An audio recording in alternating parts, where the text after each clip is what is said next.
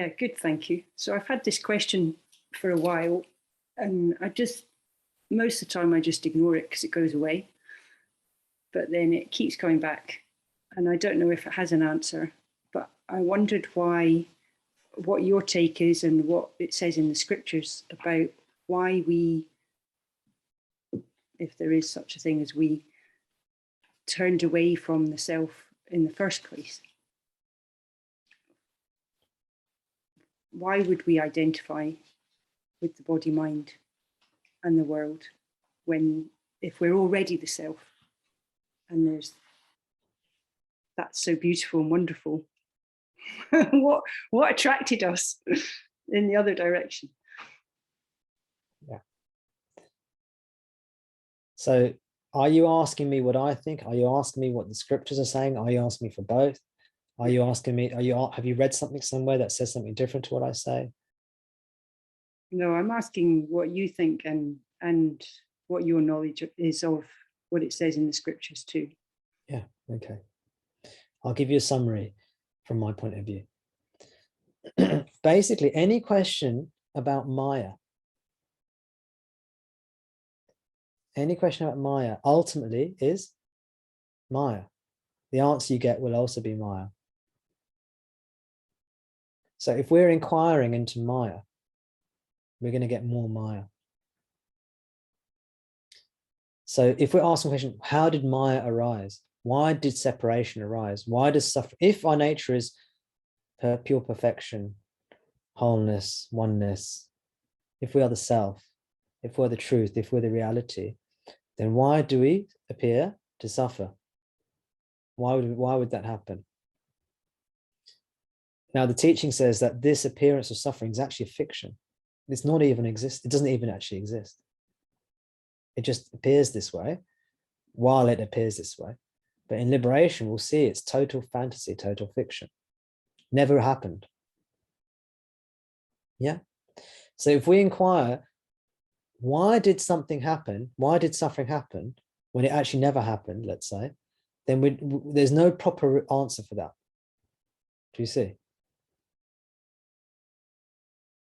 So there's several ways the scriptures deal with this. And there's several answers you can give. One answer you can give is, look, this is a kind of a more new agey answer. You do find it in the scriptures as well, the traditional scriptures, but it's a kind of new agey answer. A lot of the new age people have kind of adopted this. And by the way, I'm genuinely not being pejorative or putting down the new age thought movement at all, actually. But they'll say something like, consciousness or your reality or your true self is infinite in potential. And so if it decides to limit itself and suffer, it can do that. Because it has unlimited power, unlimited potential, unlimited potency, it sometimes chooses to limit itself and experience itself in a limited way. And it will continue to do that. And when it chooses to limit itself and experience itself in a limited way, it will manifest this creation and manifest itself as a single entity, a body, mind, let's say, in that creation, and experience this whole of creation from the point of view of a body, mind. Why? Because it can. Because it wants to. Sometimes it might feel a bit bored abiding a self, so it wants to just sometimes do something different for a change, right? So this is one of and I use this word, story. This is one of the stories that we can say. And that's fine. It's a nice story. It's a good story. We can even say, to an extent, it's a true story. But it is actually Maya, ultimately. The story goes like this. Consciousness wanted to experience itself as in a limited form, so it did. And it continues to manifest itself and see itself as a limited form until it decides it doesn't want to anymore. And when it decides it doesn't want to anymore, it'll start seeking liberation. It'll turn back towards itself and it'll go back home. So it's like, imagine you're living in a palace. You've got everything you could ever want. Why would you ever leave the palace? Well, there's no reason to. It's just wonderful. It's heaven. But maybe you decide you want to leave, and you leave and you explore. The area around is not as nice as the palace, but you want to explore, so you do. Until you get bored and you start to suffer and you're walking amongst, I don't know, thistles and brambles and wasteland.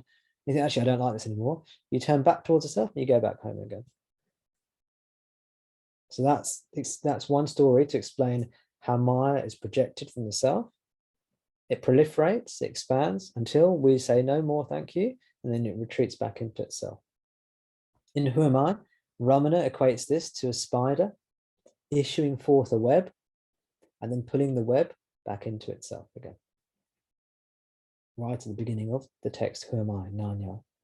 I don't know if you recall reading that, guys. That's one answer. Basically, the answer is consciousness experiences limitation because it wants to.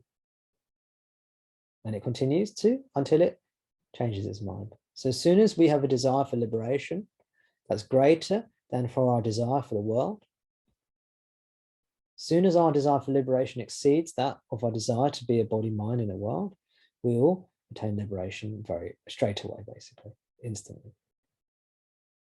But for most of us, we say we want liberation, and we do, but we also want the world, so that happens more.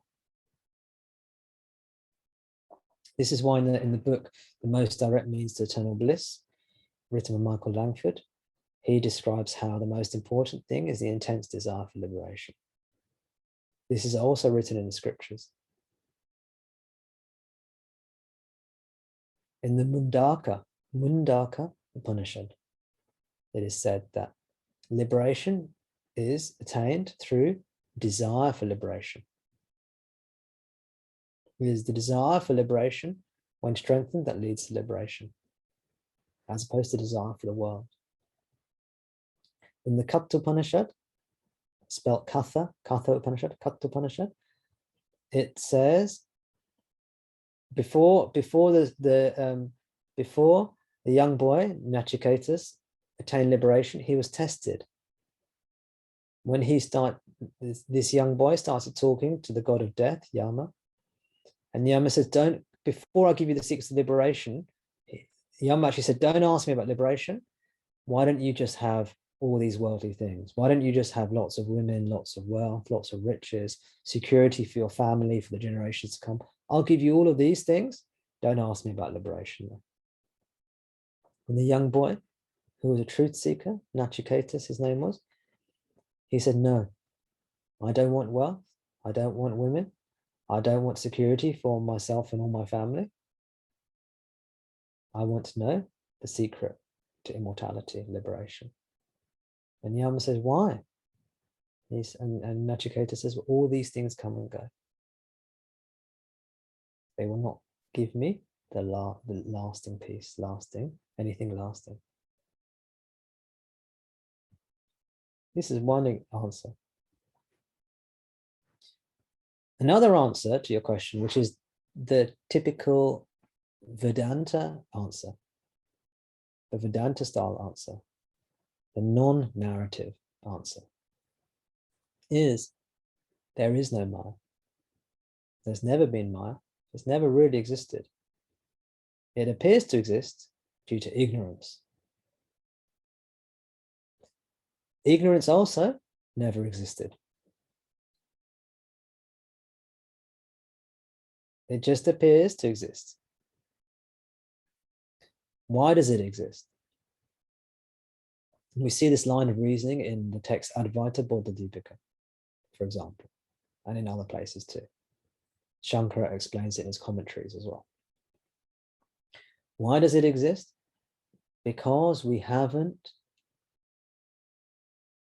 investigated or looked hard enough. We haven't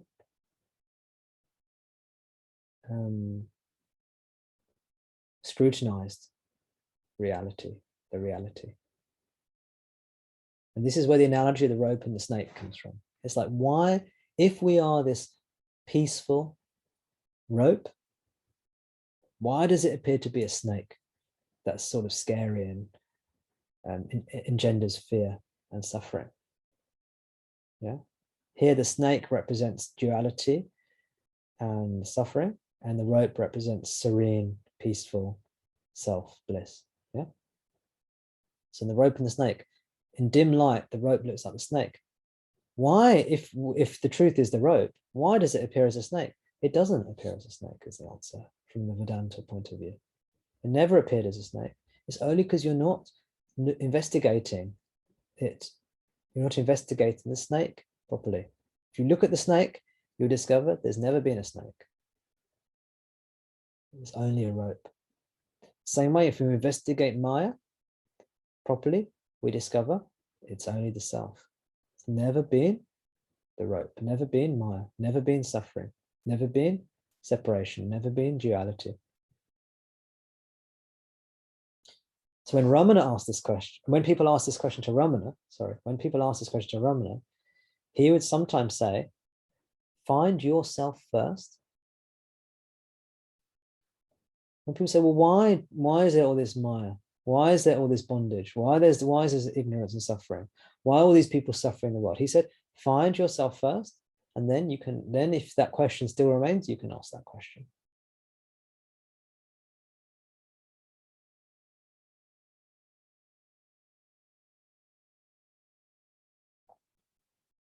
There's a third answer, which is like an in-between answer, which is it's a mystery.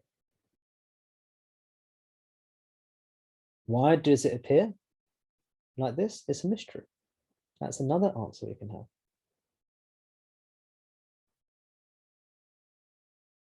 And then there's the practical answers, a bit like Ramana's answer, which is the Buddha and the story the Buddha told about the man shot with the arrow. Have you heard me tell that story before, Sarah?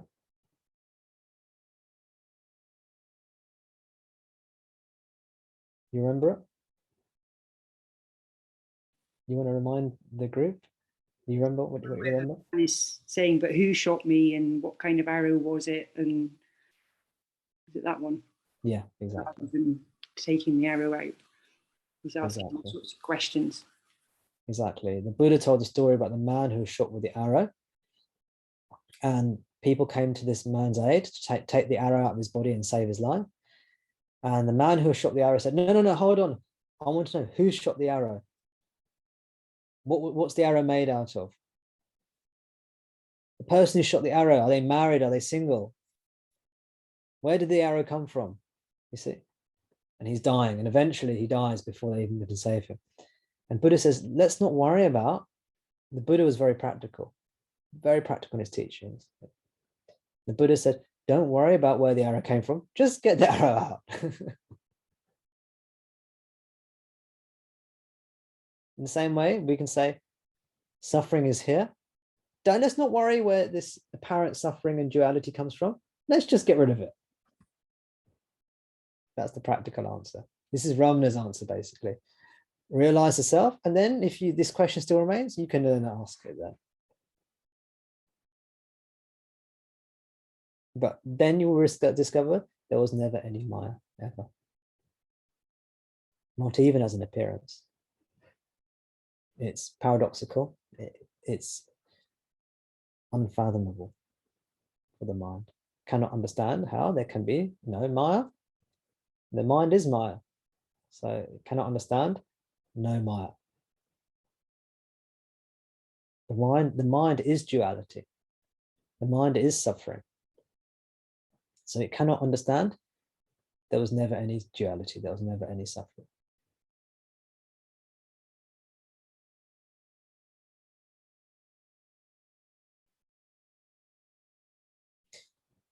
Any follow-up questions, Sarah, to that? No, that was great. I think you've got all the angles there. Yeah, good. It's quietened my mind. Thank you. Oh, good. You're welcome. Just kept popping up, I was just ignoring it, but then I thought maybe I should ask. Well, it kept on popping up, so good to ask. Yes. Can I say something real quick? Go for it, Alex. Yes. Cool. I was just pondering exactly what you're pondering, Sarah. And I was just, I was watching some Alan Watts videos. I don't know if any of you guys listen to Alan Watts sometimes. And he said something that just really resonates. Let me just read it real quick. He said, what would you do if you were God? You know, if you knew everything, all possible futures, all possible pasts, and you were absolutely in control. You would find it very boring. And so you would say, get lost, go into an adventure, forget who you are. So maybe that, I don't know, that resonates. Yeah, that's the narrative answer. Yeah, isn't it? I think that's right, isn't it? That's the first the answers I gave. Would you agree? Yeah, I think so. Yeah. Yeah. Thank you, Alex. Thank you. I used to hate that answer, by the way. I used to hate that answer when I read that. I thought, gosh, that is such a sort of cop-out. That's such a babyish answer. Oh, God was bored, was he? God was bored. So, you know, he made me suffer. Thanks a bunch, God, or I should say me. But actually, there's a lot of truth in that as well. And hopefully the way I explained it as well in terms of intention. See, it's actually the law of attraction, how intention manifests reality. It's in Vivekachudamani, if you look carefully as well. There's some strange verses in Vivekachudamani about when they translate it, I think they call it the wasp, or what is it? There's some verses you read in Vivekachudamani, unless there's commentary, you won't understand what it's talking about. Let me see if I can quickly find it, actually. Yeah, verse 359 and 360 in Vivekachudamani. It's a bit strange. I'll read it to you, and you'll see why it's a bit strange. One devoted to the real becomes the real. The real obviously means Brahman, or reality, your true self. One devoted to the real becomes the real through single-pointed devotion, just as the worm, exclusively thinking upon the wasp, becomes the wasp. The next verse carries on the same theme as the worm becoming the wasp, which doesn't make sense to most of us Westerners.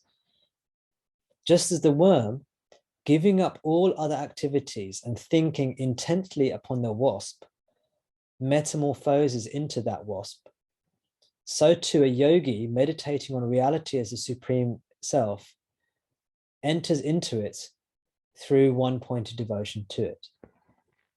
So there's this kind of some kind of Indian story or Indian fable about an idea or a belief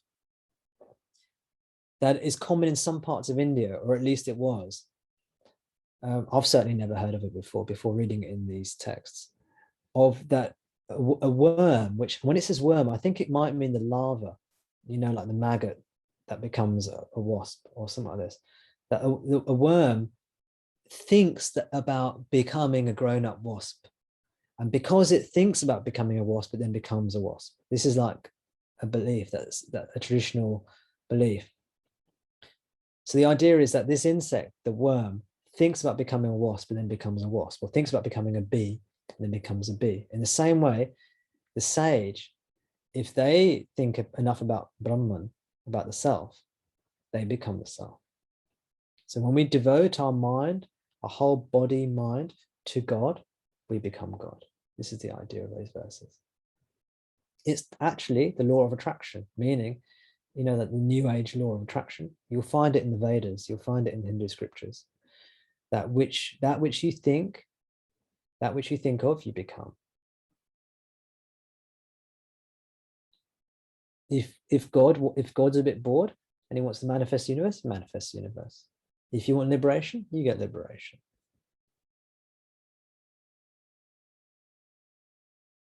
So This is the meaning of these verses. But when I first read these verses, I was thinking, what? Worm becomes a wasp? Because what's he talking about? But yes, there's this belief that the worm meditates and thinks about and yearns to be a wasp, and that's how it becomes a wasp. I don't know where that came from. Interesting, eh? So what you see here is Shankara using a widely held belief that was present in that time when the text was written to communicate his point of view. It doesn't necessarily mean that Shankara believed in this worm becoming a wasp theory. I don't know whether it did or didn't. But the point is he was using an everyday belief at that time to communicate a spiritual truth.